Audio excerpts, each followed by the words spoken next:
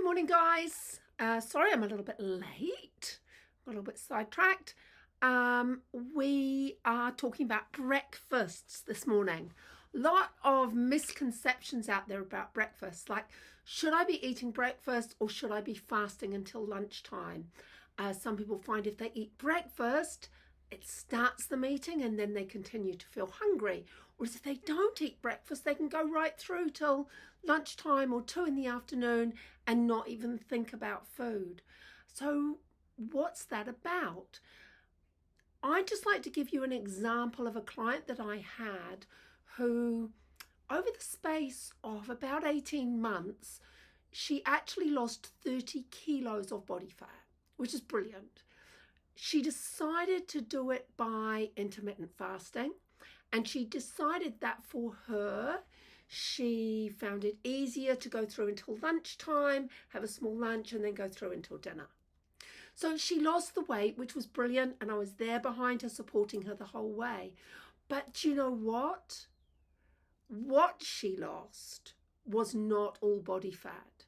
So what she lost was 50%, barely 50% body fat, and the rest was muscle mass. So it looked brilliant on the scales, but really, was it that good?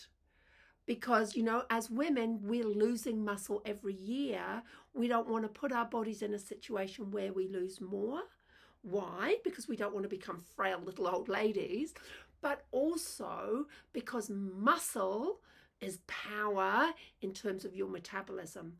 The more muscle tissue you have, the more calories you burn every day. So the more muscle I have, the more calories I'm burning just standing here talking to you, because my muscles are creating heat to hold my body up. So heat burns more calories. So the fact that she'd done that was really, really worrying.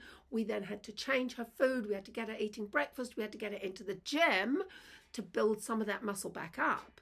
Because also, as we age, if we lose muscle tissue, more often than not, we lose bone density as well. Because our muscle pulls onto the tendon, which pulls onto the bone, which actually stimulates the bone to produce more baby bone cells. I've gone off on a tangent, I know. But coming back to breakfast, I think that breakfast metabolically is a really important meal. Is it the most important meal of the day? Well, that probably depends on what you have in your breakfast. But I believe that when you've done your overnight fast, you will have gone catabolic, which means you're eating into muscle tissue because you haven't eaten since the night before. You're then not going to go into a positive protein energy balance until you eat. So there is then that danger that rather than burning fat by not eating until lunchtime, you're continuing to burn into muscle mass by not eating until lunchtime, which is what happened to this client of mine. Also, for women, particularly as our metabolisms change as we come into perimenopause, our metabolism tends to be quicker in the morning and slower at night. So by not eating breakfast, and then maybe if you have time grabbing some lunch, and then loading up the back end of the day when you finally get home and you can stop and you've got time to prep food and eat, you're actually kind of doing things the wrong way around. So you're not giving your body the energy it needs to get through the day. Nutritionally, you're not taking on board the nutrients that you need to get through your day. And then you're loading yourself full of calories at night, which you're not going to burn off. You're basically just going to store them because you're going to bed. And having that digestive tract full of food at night also means that your blood is shunted into your digestive tract and not out into the tissue beds where it should be mending things and repairing things and doing all of its magic. Can't do that while it's digesting food. When it's out into the tissue beds doing all of its magic, it suppresses insulin because you increase human growth hormone, which means you burn fat as a fuel. And so you're missing that opportunity by not eating in the morning and then backloading your day and eating lots in the evening. So for me, I think the best way round if you are able to, if your day allows you to, exercise in the morning, because you're going to burn more fat if you exercise on empty, for sure. But then have your breakfast. So then have your breakfast and do that thing of, breakfast like a king, lunch like a queen, dinner like a pauper. That's probably quite a good idea. The other thing I see people doing is making poor breakfast choices. So when we were talking before about protein and about stopping your body being catabolic and eating into muscle tissue, you need a high protein breakfast.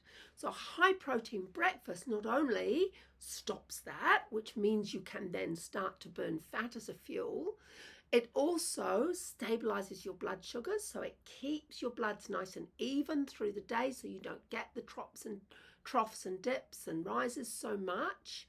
And also a decent amount of protein, so I like to get about 30 grams of protein in my breakfast, increases your serotonin production. So I've done a lot of studies with people who are depressed, and they found that a higher protein breakfast improves your mood for the whole of the day and helps to set you up.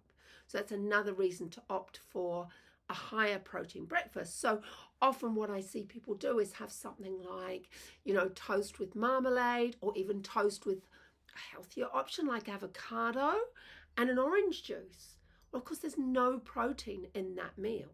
So you've got the carbohydrate from the bread, you've got the healthy fats from the avocado, a little bit of fiber, but really no protein. I also do have an issue with orange juice. So, that much orange juice may have the sugars of 4 or 5 oranges. So, you can be getting the equivalent of 7 or 8 teaspoons of sugar. Yes, it's natural sugar, it's come from oranges, but you can be getting that in that juice in the morning. My favorite saying is, well, I wouldn't put 7 or 8 teaspoons of sugar in my tea, so I don't want it in my orange juice either. It's far better to eat an orange and drink some water rather than have those juices in the morning, because they will give you that blood sugar spike, which switches off. You think you're doing a healthy thing because you're ingesting the vitamin C, but that blood sugar spike will switch off your fat burning basically for the rest of the morning, put you in that state of fat storage. Same with a lot of those fruit smoothies. They're basically going to do the same thing. So what should you be eating? Well, for me, I have rolled oats, or I have a homemade crunchy granola, which on your email list, I actually emailed out the recipe to you on Friday. I might just pop it in this Facebook group as well, so that you guys have got access to it. So I love that. It's got some nuts and seeds in it, which increases the protein. I have that with fruits. So this morning I had it with home stewed rhubarb, and I have it with 2 scoops of plant-based protein powder, because it's hard for me to eat enough protein in the morning. So I do cheat a little bit, I guess, and use that plant-based protein powder. I use the Nothing Naughty lean bean one, which I find to be excellent.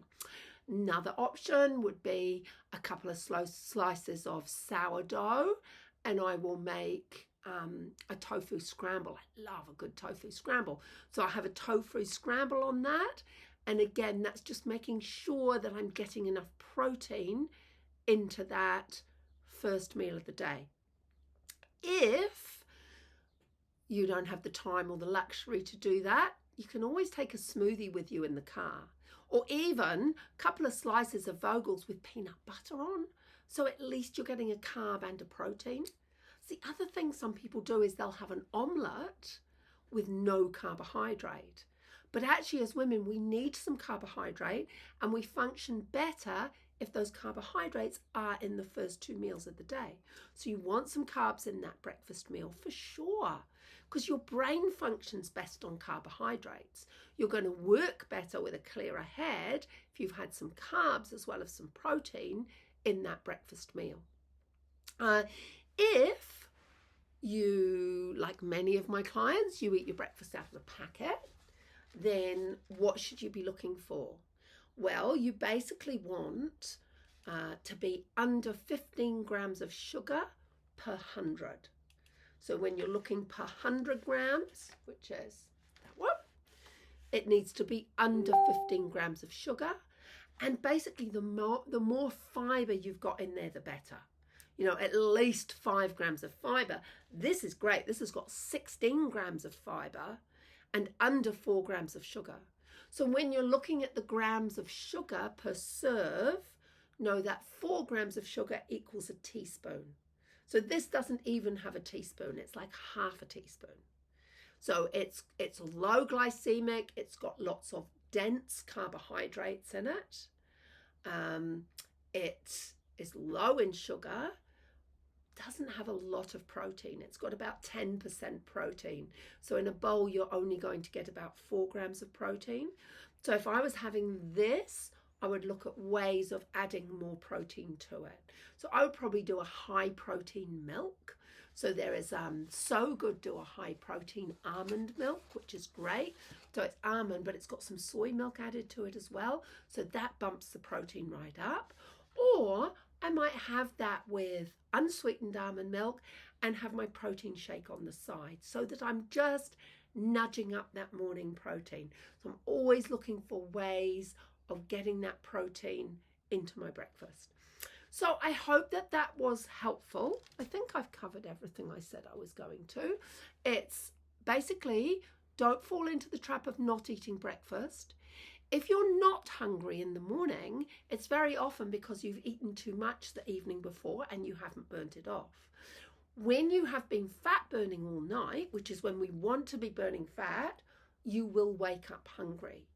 So you will wake up looking for your breakfast, or at least by the time I do some yoga in the morning and I throw some weights around and then I go for a walk, and then I'm starving for my breakfast when I get back. I try and keep my fasting period overnight to about 13 hours. So from my dinner, which might be, maybe I finished at 7:30, I'm then going to go through and I'm going to have my breakfast at about 8:30. That works brilliantly for me. And going back to that whole fasting thing, the studies say that for most women, about 13 hours is the sweet spot. If you're doing more than that, then you are in danger of eating into that muscle tissue and therefore slowing down your metabolic rate over time. Hope that helps. Have a fantastic week. Pop into the Facebook group, the private Outlook for Life Facebook group, and I'll make sure that that crunchy granola recipe goes in there. Speak to you soon. Have a great day, guys. Bye now.